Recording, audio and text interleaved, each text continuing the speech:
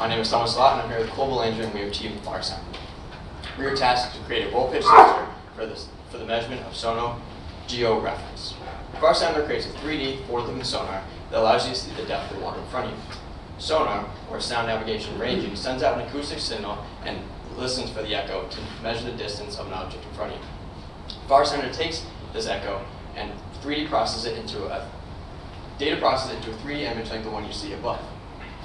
From there, the user can spot obstacles up to 50 meters deep.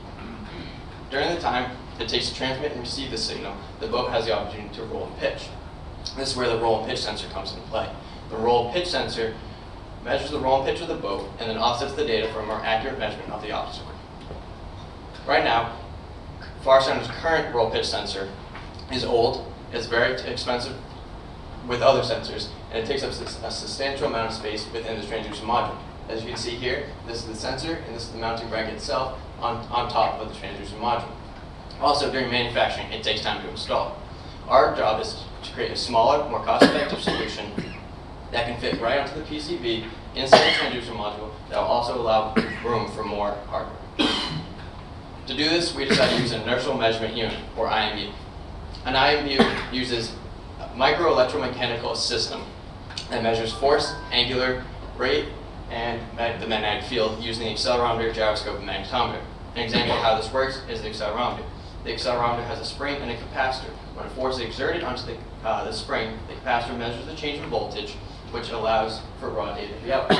We take the raw data from the accelerometer, gyroscope, and magnetometer and fuse it together in the X, Y, and Z direction, respectively.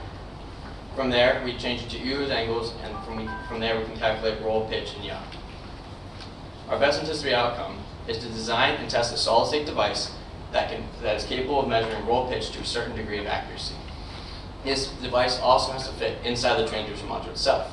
Some key accomplishments to date is selecting our sensor, communicating with the sensors we have chosen, characterizing these same sensors, and also incorporating the sensors into the transducer module. Our first key accomplishment is selection. Now, selection doesn't seem that hard, but replacing an old sensor is a tall task. We first started with talking to field application engineers, or FAEs. An FAE is the link between the sales team and the consumer themselves. Then we decided, the FAE recommended multiple different sensors to us and multiple different companies. We talked to sensor specialists from these companies to get a better understanding of the accuracy and precision of these sensors. After that, we did a cost-benefit analysis. Obviously, as price goes up, accuracy goes up. We had to select a sensor that had the accuracy that we needed for the price that we wanted. We're also hoping that an old sensor has the same, an old industrial grade sensor has the same precision as a new consumer grade sensor, since the technology has come so far. Our last step was to decide between a 6-axis and a 9-axis. The only difference between a 6-axis and 9-axis is that the 6-axis does not have a magnetometer. We decided to not use the magnetometer due to the fact that we do not know how the magnetic fields propagate inside the actual transducer module itself. This may taint our data in the magnetometer and allow for a bad output from the magnetometer. I'll now hand over to Cole to talk more about our key accomplishments. Thank you, Thomas. So along with selecting a sensor that we thought would be able to achieve this task, we also needed some sort of accuracy that we could hold our sensors to. So in order to find that, we utilized the International Hydrographic Organization's standards for vertical depth uncertainty. So we use this number. It is the error along this depth plane, and we converted it into angular error along this absolute range plane, which is what the transducer module uses to locate objects. And this angular error is the baseline accuracy that we are using to quantify how good our sensors need to be. So the current sensor that FarSounder uses is within this accuracy, so we know that this number is good and important. So next we started our communication process with the sensors. The chosen sensors use both SPI and I2C. You can choose between the two. So we had to be knowledgeable about both serial communication protocols. After that, we utilized the test software and software development kits that was provided to us by the manufacturers of the sensors that we chose to realize the format of the output of our raw sensor data, which is illustrated in this image. This is just one of our chosen sensors, gyroscope data, plotted over a short amount of time.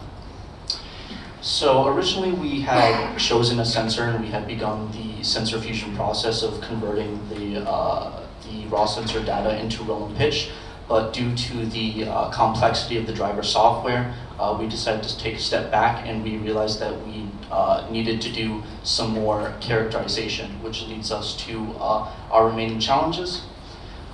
It's difficult for us because current consumer-grade IMUs don't normally compute roll and pitch versus FarSounder's current sensor that is literally made for computing roll and pitch.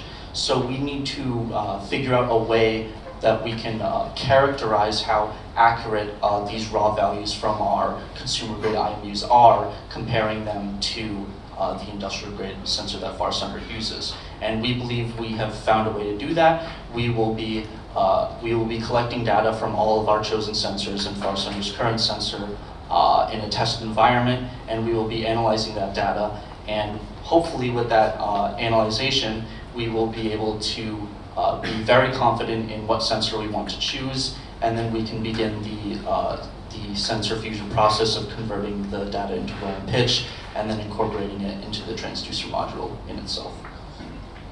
And lastly, I would just like to thank everyone who is supporting this project for us, and we will continue to work hard on it over the next semester.